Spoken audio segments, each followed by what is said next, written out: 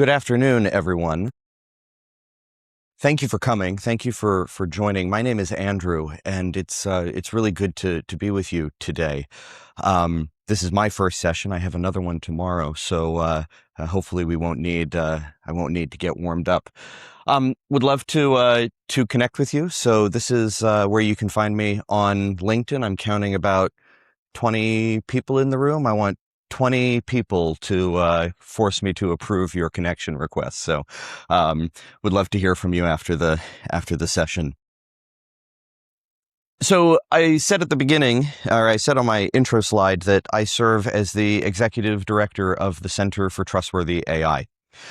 I also lead a small company called Cloud Lighthouse, but I want to talk about the Center for Trustworthy AI just for a moment here. Come in. Especially you. You can definitely come in. So the Center for Trustworthy AI is a small AI lab that focuses on issues around how to make AI more trustworthy.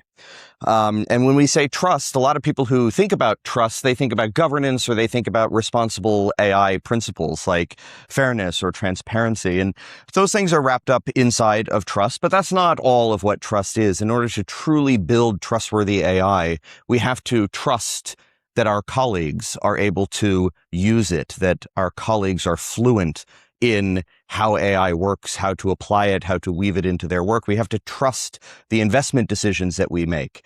And we have to trust that we're buying and we are deploying scalable technology. So those are the issues that we work on in the center. And everything that I'm going to share with you today is the result of years of research and years of work that have happened in the center.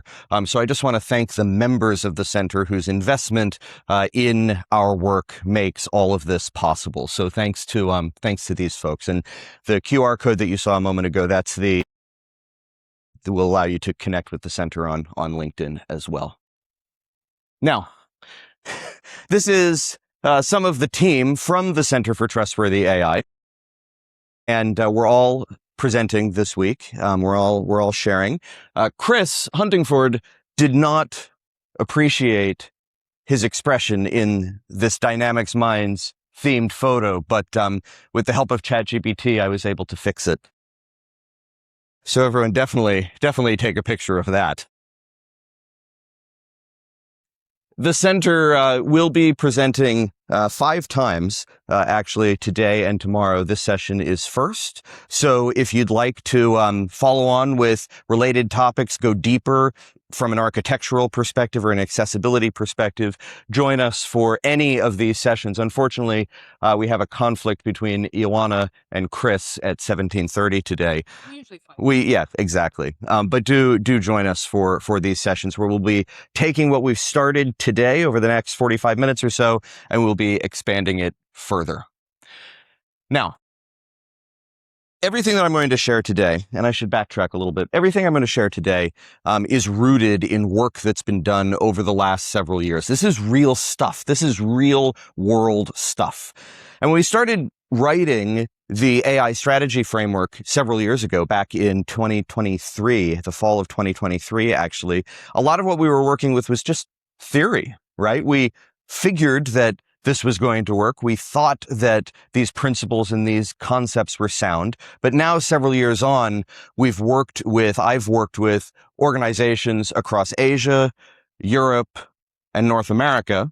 So I said the promise of this session was real world from 15 plus countries, but also a lot of organizations that are just very international, that it's very hard to stick them in one particular region. So if you ask the question, what is this work grounded in? It is grounded in a number of countries, and some of you surely can see your own.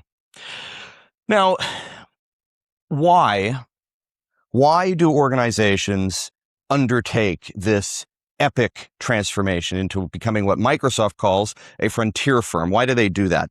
Well, something that we did is we looked at the data set that we had generated over, again, a period of several years from organizations across industries, by the way. So financial services, public sector, education, energy and utilities, the list goes on, in those countries. And we looked at this data set and we asked, what is it that's driving organizations to do this? What are the strategic drivers for the leadership of organizations that are doing well in this regard? And what we found was that there really are 5. Almost everybody who is succeeding at this is doing this for some combination of 5 reasons. The first goes to architecture, building a scalable technical architecture across the organization that reduces long-term cost, reduces risk when something breaks. Not explicitly AI, though AI becomes a byproduct of that architecture. The second is that these organizations are trying to put their data to work, right? One of the things that we've said for a long time is that the best investments in AI are investments that pay off in other ways. So organizations that have spent 30 years kicking the can down the road on getting their data house in order, right, are finding that preparing their data for AI is also yielding returns in the areas of analytics or security or risk reduction across their data estate. The next, and I'm going to talk about this a bit today, is enabling people for the age of AI. These organizations that are succeeding here are making a strategic choice to focus on the digital fluency of their people. Now, Anna Welch and Donna Sarkar are doing a session later today on what we call the Human Context Protocol. That was one of the sessions that I flashed up earlier. So go look that up, HCP. They're going to go much deeper into the human element of what is making these AI strategies succeed. The next is and this one is one that I love. This is about leading with strategic discipline, right? Being disciplined in the way that leadership supports this transformation and follows it through from an investment perspective over time. This is a leadership strategy. And then finally, it's about solving real problems. Too many organizations, they stop at the implementation of technology. And they don't ask themselves, they don't prioritize solving everyday problems, both in the back office, but also in the field, in wherever your mission is. I work with a lot of organizations that spend time with medical missions in the field, or that have a United Nations component, say, in assisting refugees, migrants, et cetera. So you'll hear me talk a lot about the field. But the field could be, if you're a power company, the field would be all of your colleagues who are out repairing lines and installing devices in homes. So connecting the technology that you invest into a real world mission outcome is very, very important. Now, when we did this, I told you that this was backed by data. And I also said that this guy here was a surprise to me. I started on this journey myself from an engineering perspective. I was interested in the technology itself. But what we found actually was that this is the theme, AI fluency in our people, that recurs more than any other of these 5 themes in the strategy and the execution of that strategy for organizations that become successful. 26.2% of everything cited in these AI strategies, roadmaps, architectures, et cetera, focus on people. And add to that, actually, that 23.1% focus on strategic discipline and trust. So here we are, the 2 most important drivers of whether you will succeed with AI, and we haven't even gotten to the AI. We haven't even gotten to the tech. Now, I was a little bit surprised that actually data as a strategic asset was number 5, right? So data as a strategic asset comes up not nearly as much as I figured it would have. And then strong technical foundation and solving mission challenges both ring in at 18.5%. So those are the drivers that we find very commonly across all of these AI strategies. Now, something else we saw in this data, in this research, was that there were patterns, there were work patterns that successful organizations undertook in order to be successful on their AI journey. And I can broadly break this up into work patterns that build foundations and work patterns that are themselves a pursuit, a goal, right? So successful organizations build a scalable cloud ecosystem architecture. We don't have time to go into the details of ecosystem architecture here, but we'll touch on it in some of these other sessions. So they're transitioning away from point solution sprawl. They're transitioning away from, I'm just going to put in the ERP or I'm going to put in this particular app in there, architecting these living, breathing technical ecosystems. The second work pattern that we've found is about data readiness and the data platform. Organizations really struggle to succeed if they do not invest in and take seriously their modern data platform. I am absolutely, and have been for several years, I'm absolutely obsessed with Fabric. And I think that the technologies that Microsoft is introducing in the Microsoft IQ family, so Foundry IQ, Fabric IQ, and Work IQ, if you're not familiar with those, go spend some time learning about them. This is not the session for that, but these are really powerful technologies. Next is that organizations, as I said earlier, they're investing in their prioritizing digital fluency, culture, and people enablement. I'm going to stop there because, like I said, Anna and Donna have a session on that specifically. And then finally, these organizations invest in and prioritize and take seriously AI trust, governance, and risk management. And again, this is real stuff, real world organizations. The second big bucket of work patterns is what I call pursuits. These are things that, rather than things that the organization is doing to create a solid foundation, these are goals or ends that the organization is pursuing. And they include colleague productivity and operational enablement. So, don't always think that you need to swing for the fence. Don't always think that you need to make a big splash with some epic, expensive AI workload, right? You can do a lot. In fact, one of the most powerful things that you can do is actually land on a general purpose AI tool that you can deploy and really drive through your entire organization. The next is to rebuild organizations that are more agile, that are more ready for the future, that are more ready for the way that these technologies will change month by month. It's become an old adage now, all of 3 years old, to say that the world will never move as slowly as it is right now. Today, this is the slowest day that the world will ever have. So building organizations that are ready for the unknown is very important. Next is getting from the pilot to practical, rapidly developed value. Folks, and I know this is hard for this room, right? Because we are at a conference that focuses so much on business applications, but the way that we all did business applications cannot be the way that you do AI. The age of these multi-month discovery periods or these multi-year implementations, I have seen partner after partner after partner for my clients, right? Like partners that my clients hire, be shown the door because they're still treating AI like they treated ERP or CRM or implementing a piece of software. And then finally, they're connecting, like I said earlier, they're connecting their AI, they're building workloads, AI scenarios that have a real bearing on the domain in which they operate. They are mission-oriented rather than always being back office and process-oriented. They are asking themselves, as Donna asked everyone during her keynote yesterday, right? Stop focusing on building faster horses, right? Everybody in the AI world to this point have focused on solving annoying problems.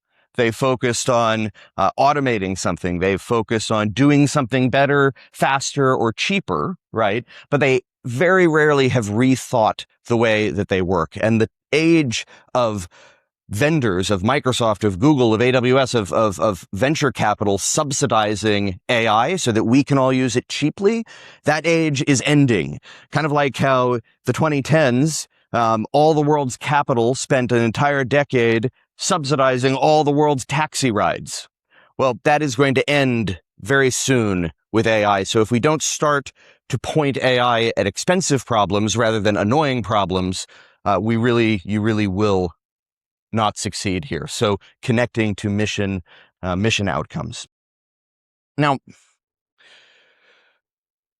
making all of this usable I've shared a lot of information. I've shared a lot of what we've seen in these organizations, and this is real stuff. But I've mentioned also the AI strategy framework. What did we do with the AI strategy framework at the center? Well, we sat down, and now we're about to come out with the third edition. So I'll give you a place where you can register to be notified of this. Everything I'm saying is written down in the framework, so you can use that.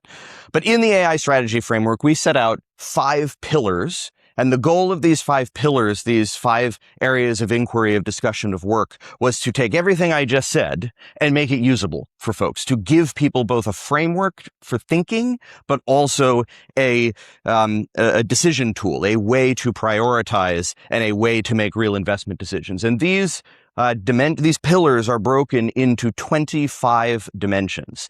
Now, if you're familiar with the previous edition of the framework, you'll see that there are some big changes here. I'm not going to go through what all of the changes are.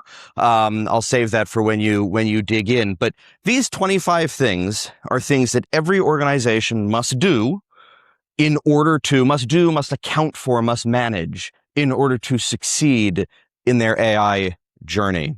Now, this is not a brake on progress. Trustworthy AI actually helps you move faster. It helps you move with confidence. It is not what the proposition here is not, get all of these things in order inside of your organization and then do the AI. You, in fact, will not succeed here without doing, right? So this is not a govern first. This is actually not even entirely about governance. I'm so sick of the word governance, right? This is about progress, and this is a framework to help organizations take that journey. So one of the things that we've also done is we've created a tool to help you digest this. So if that's of interest to you, you can register for the private preview for Centru. Now, I want to help you apply this. We've talked a lot about the theory. We've talked about what organizations are doing. We've looked at some data. But one of the next thing that you'll find inside of the AI strategy framework is what we call the AI maturity model, right? What we're helping you to do here is to structure how you build, how you create strategy for your organization, how you chart that roadmap and actually take action on it, how you architect it. But we want to help you apply each of these dimensions. So in the AI maturity model, we set forth these 5 levels: unaware, disarray, reactive, proactive, and strategic. So what we're doing here is we're basically spelling out for each dimension that I showed you, there were 25, where does your organization stand? And in the new edition of the framework that's coming out next month, what you'll see is we've also taken each of these levels, each of these maturity levels, and we've applied them to each dimension so that you can see, what does a organization that is reactive in the realm of extensible AI, what does that organization look like? How does it behave? What should this organization be looking out for? What is our kind of collective experience in this way? And listen, what we found is that most organizations have a fun little dip, right? They actually feels a lot better to be unaware that something exists than it does to have interrogated it and have learned that you're actually in utter chaos. We called disarray, it was originally called chaos, but people we found were not super keen to report that to their boss if they found that they were in chaos on something. So we softened it a little bit and called it disarray. Listen, most organizations are here still, and they were mostly here last year. They've made a little bit of improvement in the last 12 months or so. But again and again and again, when we apply this rigorous method to understanding and assessing and helping organizations target their investment and make good choices, we find that, they're really struggling. Most organizations are really struggling. Now, that is why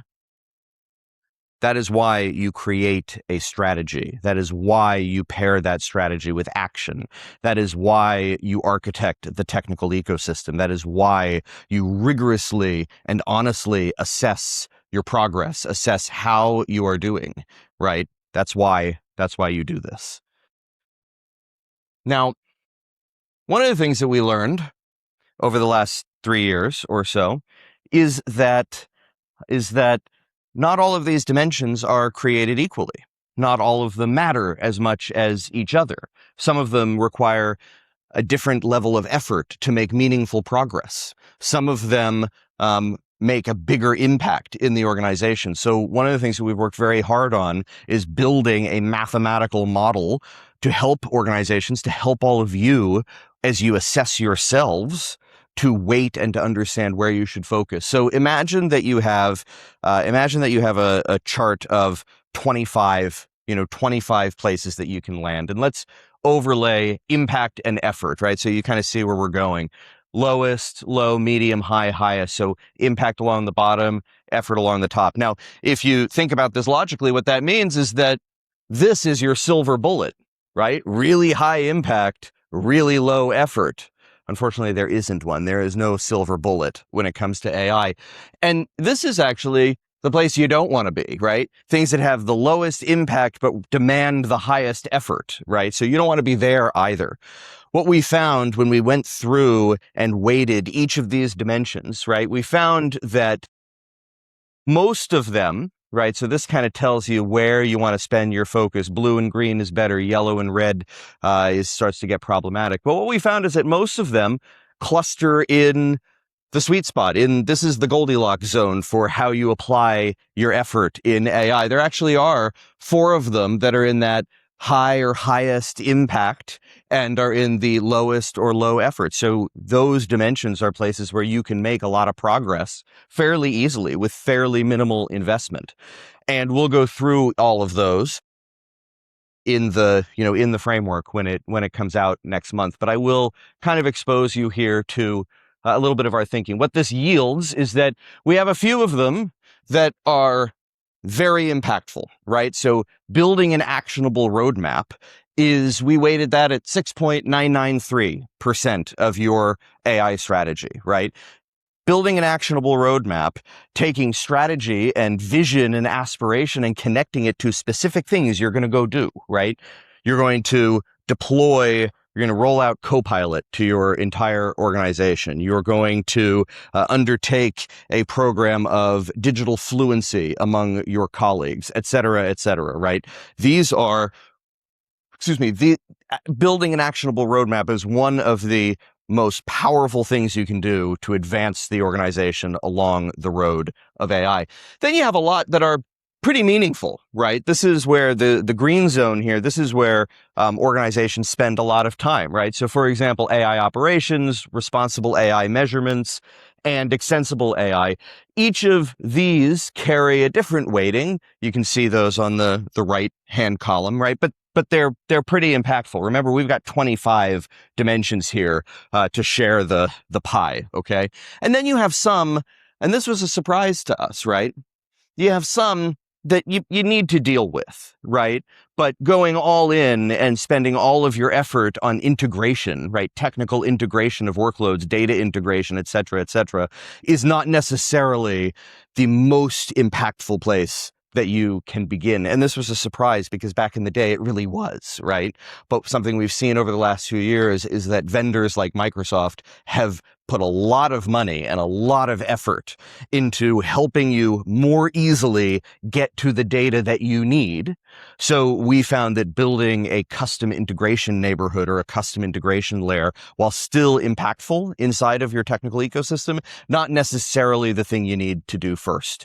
So every dimension is weighted like this, and you'll be able to see that, and you'll be able to apply this and to make smarter investment choices. And by the way, if you're not the CFO or the CIO making investment choices or setting strategy and roadmap and action within your organization, this is a tool set to help you really, really stand out in those conversations, right? There's a figure that Anna saw the other day, and I might get the statistic wrong, where something like those who are very proficient and skilled in the realm of AI are now commanding like a 56% salary premium, something like that. So what is it? 46% salary premium. So if you're not the one who gets to decide how the organization's money is spent, you should be the one helping those folks to apply these principles and to apply these concepts. You will really stand out. Now, when we do this across the board, across the entire organization, across all 25 of these dimensions, what we have is we have a real guide now as to where we should focus, where we are at risk, where we should invest, right? This is representative. This is an example, right, of an organization that. But I think this is fairly representative of what we see again and again. This is pretty typical of a typical organization, and we can see here, which pillars, which dimensions are the most at risk, right? Where we have strong opportunity, where we have an opportunity to make a real impact for, in some cases, a minimal amount of effort. And all of these pillar level maturities converge into an actual defensible, data-driven score for how your organization is doing on its AI journey. It's not hunch. It's not theory, it's not conjecture, it's real stuff that real organizations are doing to be successful and to make good investment choices. Yes, sir. How do you collect that data? So we collect this data. There's a number of ways that we can collect it and that you can collect it, right? We find that interviews with folks who own each of these areas or are knowledgeable in each of these areas are useful, but we also find that evidence is important, right? So don't just come to an interview with whoever's doing this and say, oh, yeah, we have all that. Bring proof, bring evidence, bring architecture, bring a demo, bring a something to demonstrate how you're doing, right? And what you'll find in the framework is that we describe, like I said, what each of these look like. And one of the things I've mentioned that the new edition of the framework is coming out next month. We've written all this down, right? This is not like a fluffy marketing piece. I think it's about 100 pages of stuff. So when I said everything I'm saying here today, maybe without the picture of Chris Huntingford as a Klingon, is in that framework, we've done that. So we've written this down so that you can go apply it and use it constructively in your organizations, or if you're a partner, right? You can go use it and apply it with your clients. So I said that organization that I snapshotted for you was pretty representative, and it is pretty representative. If we overlay it, it definitely falls into the realm of where most organizations are today still. And I say still because I used this exact same slide last year. Right. And maybe even the year before. I think last year was was when I first introduced it. Right. But there's a lot of organizations, a lot of companies, a lot of government agencies out there. Some are going to fail. Some are going to succeed. But it is going to be a long journey for our society. So you can find the AI strategy framework. The next edition, the new edition, will be coming in the next couple of weeks. That's the QR code to go sign up. We are the Center for Trustworthy AI. So part of trust is not sharing your information with someone who's going to try to sell you something. So don't worry. The thing that we will send you is the AI strategy framework. We wanted to release it today, but then the Spanish medical system, I live in Spain, became convinced that our daughter had mumps a few weeks ago. She did not have mumps. She felt totally fine. But that meant that we had, I think, 8 days out of school with a perfectly energetic child while we waited for blood test results to come back so that they could tell us that she didn't have mumps. And that is why the paper is coming next week, not today, because I just finished writing it. So there you have it. Now, there's one more topic that I want to share, that I want to cover on. Last year at Dynamics Minds at the award ceremony, I was given an award. It was the first award I had ever been given, so it was really special to me. Thank you if you're in the audience. And I got up on stage to accept the award, and the thing that I thought of was this quote: "For space science, like nuclear science and all technology, has no conscience of its own. Whether it will become a force for good or ill depends on man." And this is a speech that President Kennedy delivered at Rice University in 1962 at the start or near the start of the space race that would eventually land human beings on the moon. And I think about this speech and I think about the space race, not just because we are at a space-themed conference, but I think about this all the time. Sometimes I even go out and have a lot to drink, and my wife comes back to the room, and I'm sitting on the balcony while there's loud music playing outside, and I'm sitting there with my iPad watching the speech on YouTube, as I did last night, to get myself psyched up for this talk, right? But I think about this all the time. In the world of trustworthy AI, we define trustworthy AI as being the intersection of engineering best practice, human ethics, and legal regulation. That's what trustworthy AI is.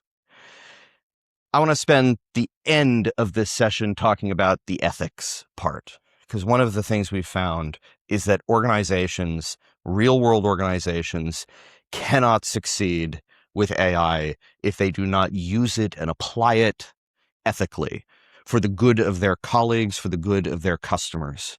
What you get otherwise is you get risk, you get illegal acts, you get mass layoffs that haven't been thought through. So ethics are so important. The ethics of artificial intelligence are so important to an organization that wishes to succeed. I love my iPhone. As Ioana established earlier, I love all of my Apple hardware, with apologies to the Surface devices that I do not own. I used to wait in line every time the new iPhone came out. My buddy John and I, we would go and we wait in line. We were some of those crazy people. We just always wanted the latest iPhone. Anyone else do that, or was I just you. crazy? Okay. Just you. Okay. But what you notice in the marketing for new technology products is that they're all about features. They're all about making a claim that the features of this product are so much better than the features of the last one, that this phone has more megapixels in its camera than the last one that you had. Now, be honest, you don't know what a megapixel is, right? You maybe vaguely know what it is, but you don't know how it's measured. You don't know why having 70 of them is better than having 50 of them, right? You don't know what that is. There's a thing that happened in our society, especially the tech society, the data-loving society, is that over time we became convinced that having data, that data-driven decisions was the most important thing that you could do as an organization or as a society, right? But human beings have been telling stories for many, many years. We are creatures of stories. We are creatures of legend. That's how society is formed, and that's how society comes together. There are no mythos in megapixels. Those are just features. Those are just techie capabilities. It's just data it's just stuff. Almost everyone working in AI today is obsessed with one of three questions. How do we build it? How do we exploit it? And how do we control it? That's what the labs ask. That's what the vendors ask. That's what the consultants who think they know best. That's what folks ask. How do we build it? How do we exploit it? How do we control it? But I want everyone to walk away from Dynamics Minds this year with a different way of thinking about AI in your life, AI at your company, and AI in society. Because if we don't ask ourselves the right questions, if we don't ever consider what kind of people we want to be, if we don't ever consider what kind of organization we want to be, or what kind of society we want to be, then we have no ability, we have no compass, no right to apply AI in helping us become that. So what must AI do for ourselves, for our organizations, and for our society? What kind of society do we want to be with this fabulous technology? Well, here's my answer for you. 1, AI must promote human flourishing. AI must enable us to explore, to learn, to grow, not to do the work for us, not so we can just ask cowork to produce garbage for us without any thought. I love cowork. It produces good work. But AI must promote human flourishing. Next, it must enable human exploration. It must help us uncover new cures for disease, new medicines, new ways of working and doing and learning, right? So first is to promote the flourishing of the individual. Next is to help us in our organizations push the boundaries and explore new ways of doing things. And finally, AI must preserve human culture. And preserving human culture is about using AI to make accessible elements of culture, whether it's in translation or whether it's in creating books that make learning more accessible to children who speak languages that are less common on the internet. Whatever it might be, it must help us preserve human culture. So I want everyone to go back home, go back to your organization after you come to all the rest of my sessions. I want everyone to go back to your organizations, back home when you leave Dynamics Minds, and think about how can we apply AI to become this kind of society. Thank you. Thanks for joining.